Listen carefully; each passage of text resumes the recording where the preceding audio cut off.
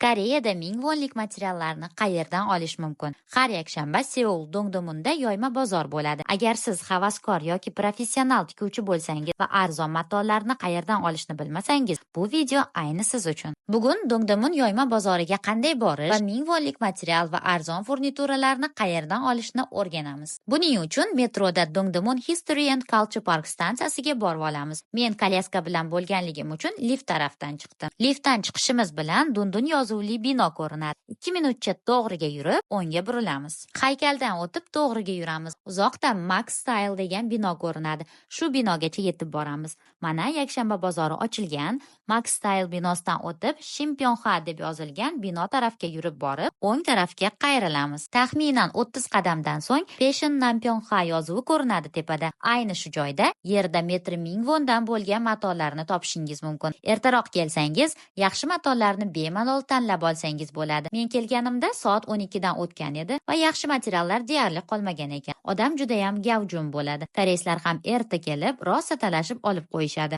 O'ng tarafda odatda pistonli, yaltiroq krujvali matolar sotiladi va bular ham 1 metri 1000 vondan. Orasidan istaganingizni tanlab, xohlagancha metr kestirib olsangiz bo'ladi.